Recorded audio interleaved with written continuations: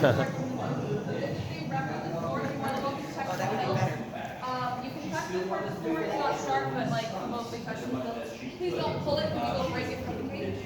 The real sword used by Gal Gadot is the last case over by her. We had different test this sword with no other sword.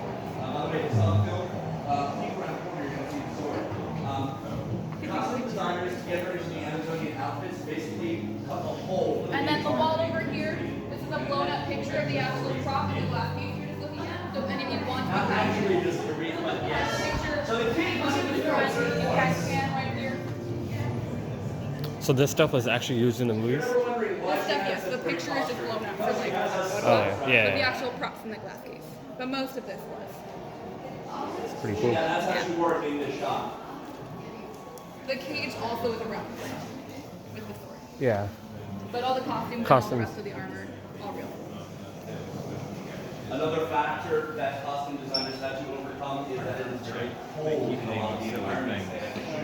No, I haven't seen You haven't seen it? No. I just live in Burbank. We don't go to the movies or watch TV. Gal Gadot in the Amazonian armor. Those in here for Now coming up, we have our first example of a picture car. So a picture car is any vehicle you see on screen with an engine, whether that's a motorcycle or a snowmobile, regular car, van, truck kind of deal. This motorcycle that we have here was featured in the movie, but it is different from the one in the picture. This one is actually from the World War I era where the movie takes place, and this one is very dangerous to ride. One, it's so old, and two, just because it's not built with the same safety checks in place we have today. So if you look at this one versus that one, the mechanics, I'm not a motorcycle person, but the mechanics, you see, are different. We use this one for close-up shots of Chris Pine. This is the one he's standing next to in the movie. Whenever he is riding it, he is on a different motorcycle. This was built to look pretty much exactly like this one, but to be safe to ride on. So usually in the movie, we don't have as obvious as a close-up when he's driving it, because we don't want you to really tell that it's two different motorcycles. The tires are different. Yeah. Yeah, this one's also flat. Yeah, the tires are different. As we get back into a question.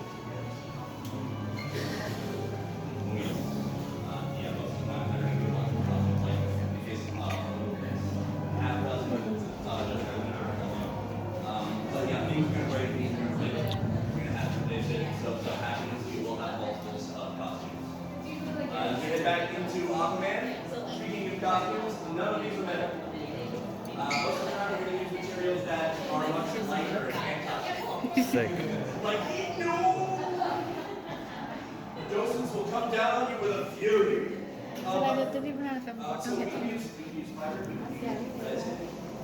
Ooh. All the stuff that she used. You can't touch it. Now that you've seen the movie, you know when Wonder Woman wears the blue gown here to sneak into the gala, she has her sword with her at all times. If you step here into the corner, you can see we have the hilt of the sword still with the costume. Sometimes we will use metal if it's really. Yeah, that's her sword in the back. Of course, we will use spandex because it's superheroes. Don't underestimate that.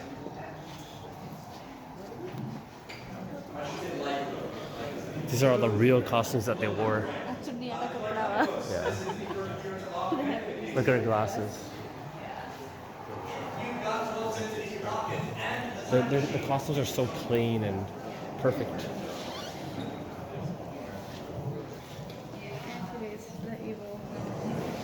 That one movie? Yeah. Now, my favorite behind-the-scenes trivia fact about Wonder Woman has to do with our actress Gal Gadot, who is, if you haven't seen the movie, Wonder Woman herself. Yeah. When we were filming, we did our primary original filming. We got everything done, and then we realized we needed to go back and do some reshoots, which means that we have already filmed something we now need to do again. So most of that was for the Battle of No Man's Land. So that is the scene where Wonder Woman is running across a giant battlefield, looking super epic. She wears this costume here, but the problem was Gal Gadot at this time was now about 4 or 5 months pregnant. So her belly was actually now too big to fit into this costume. So again, we made multiples of these costumes. We had to cut out the belly portion of one of the costumes and stick a green screen over her belly to then take out her belly bump in post-production. So her daughter really is in the movie, you just can't see her. And if you go back and watch that scene, most of it we have filmed from behind, looking at Wonder Woman's back as she runs across the battlefield, because it was cheaper to film her running like towards the battle away from the camera than to film her running with her front, because it was costing more money to take out her belly bump. Yeah. Yeah. You guys can do a lot of stuff. What was it? You guys can do tricks and stuff. Oh, we have a lot of tricks. Yeah. That's why a lot of the times, if you start seeing like in a TV show, a character start to hold a lot of stuff in front of them, or they're hiding, like they're standing behind something, like a counter, usually that means the actress is pregnant. I know they did that in a season of Desperate Housewives. The lady that plays Bree, she got pregnant, and so she was constantly holding or sitting somewhere because it was hiding her belly bump. Yeah. We also did that with Mayim Bialik in The Big Bang Theory. She was in a car accident, and she ended up having a cast on her hand because she had like broken a couple of bones in her hand. So we ended up having her hiding her hand behind counters normally, like she'd stand in the kitchen, so that you couldn't see her hand in it. We didn't want to write that into the script. All right. Welcome back to Aquaman, everybody. Now, it's only been in recent years that we're starting to make these costumes a little bit easier for our actors and actresses to go to the bathroom in. Fun fact for y'all. However, not everyone is that lucky. This costume here, you are lucky because it has the zippers in the appropriate area. Otherwise, you'd have to make sure you use the bathroom, and then we put you in costume, and you couldn't leave the bathroom again because it would take usually about 3 to 4 people to help each actor into these types of costumes. Wow. So it's a lot to go back and forth. Could go to the bathroom. They could. It's just going to Ew. take them a long time to get in and out. And it, Or you know. just don't say anything. Or you don't think get like an adult diaper or something. But yeah. Like for example, Ben Affleck is the only Batman to have had a zipper in the right area. With each Batman costume, they're making it a little easier. That is why in the Dark Knight trilogy, Christian Bale makes a joke in The Dark Knight about wanting to be able to turn his head. He asked Michael Keaton for advice, and Michael Keaton said, make sure you have a towel where you can turn your head. Because every Batman before Christian Bale, they all were stiffly moving like this.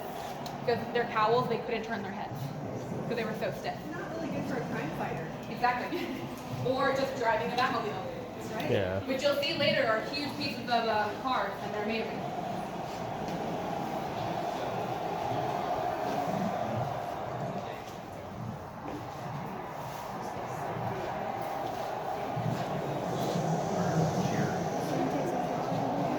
Want to? Let's go up first. Yeah, they're gonna show Harry Potter upstairs. These costumes are amazing. Aquaman? Yeah. I think we do watch it. We turned it off, right? We're like, it's kind of boring. Iron Man. Oh, this is Aqua? This is all Aquaman stuff. That's his costume. We never watched it. I don't know.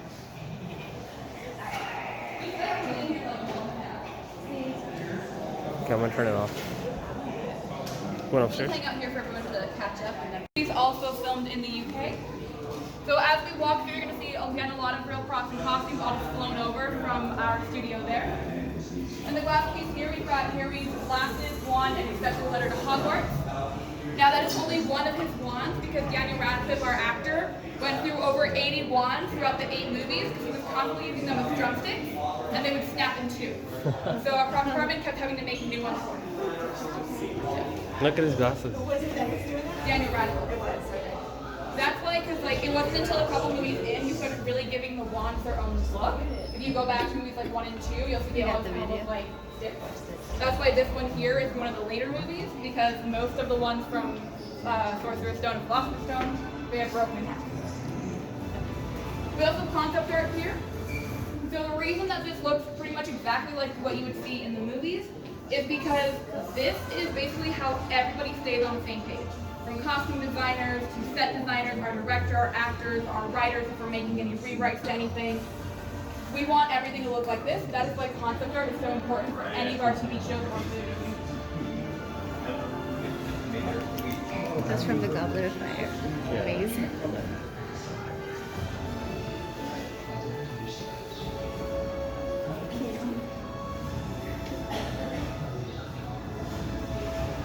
Don't touch it, Gray. It's in the glass case. I know. Yeah, the glass is okay.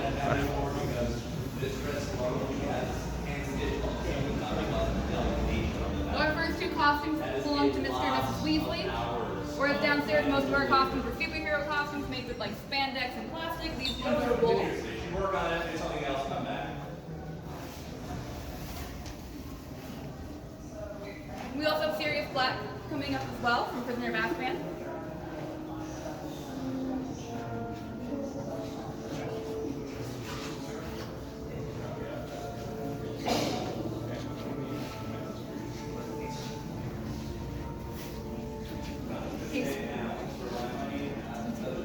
Video of this. Yeah.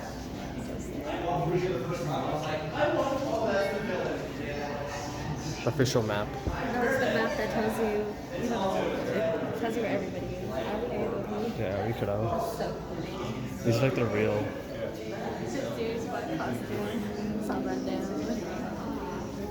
The dragon. Look at the dragon. Origami.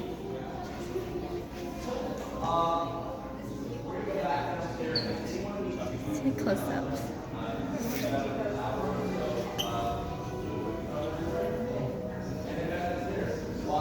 Oh, the two dog face guy.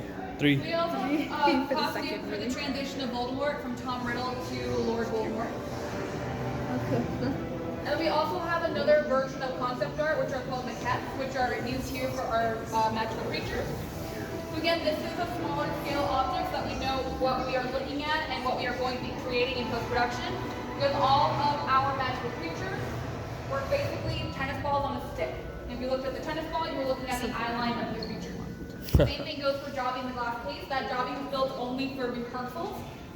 For Daniel Radcliffe, he did not want to rehearse with tennis ball for Dobby's passing away scene. He didn't feel it was emotional enough for him, so that is what he rehearsed with. So that Dobby was on set, just not featured in the actual movie. Yep. Our big spider here does not move. Do not be afeared. If it moved, I would not be up here with you. Now this spider is not Aragog because believe it or not, it is way too small to be Aragog. This is like a baby / toddler size spider. We originally wanted Aragog in here, but he was too big, he wouldn't fit through our front door. If you guys ever go to the Harry Potter Museum that we have in Leedston, England, which is where we did the filming for these movies, you will find Aragog in there.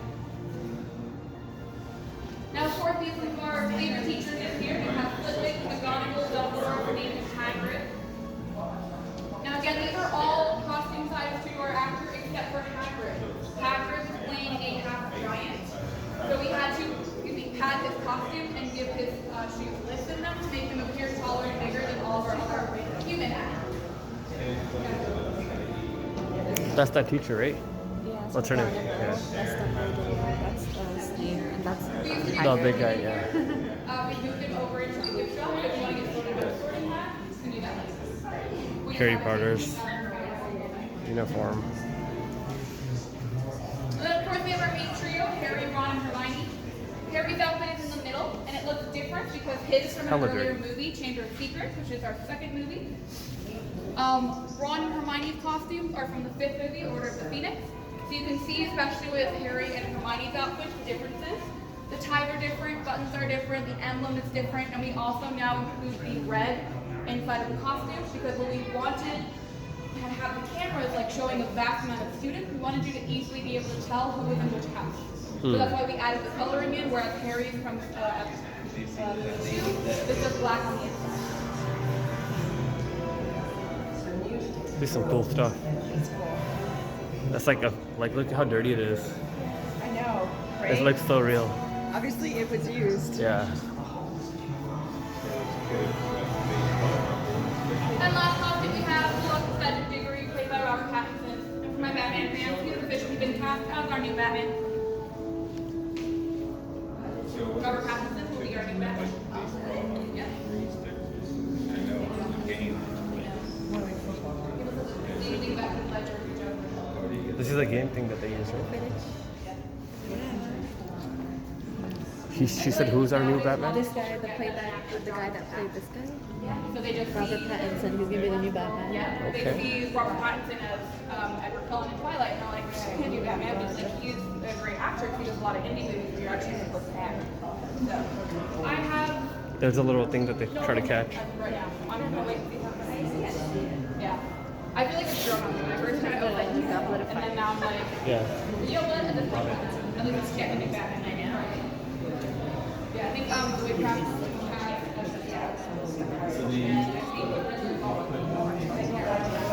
I became like an assistant.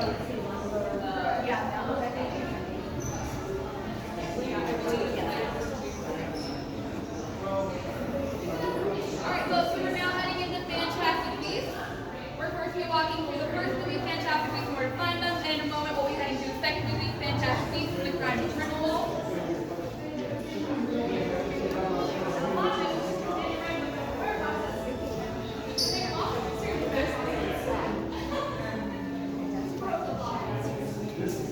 Now these movies are a prequel series. These movies take place in about the late 1920s, early 1930s, whereas Harry Potter takes place in the 1990s.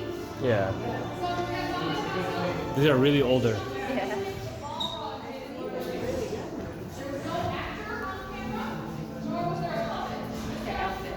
The wands. Whose are those? I have no idea.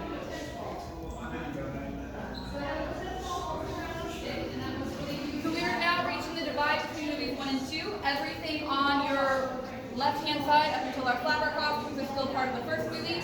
Everything now on your right headed towards the TV is part of our second movie.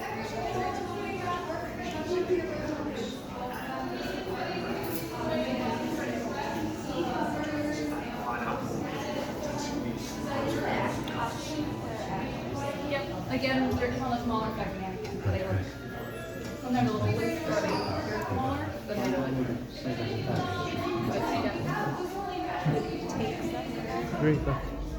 He has a thingy. I don't think they're normally, He does have a thingy. Two of them. but there might be. That's pretty sick.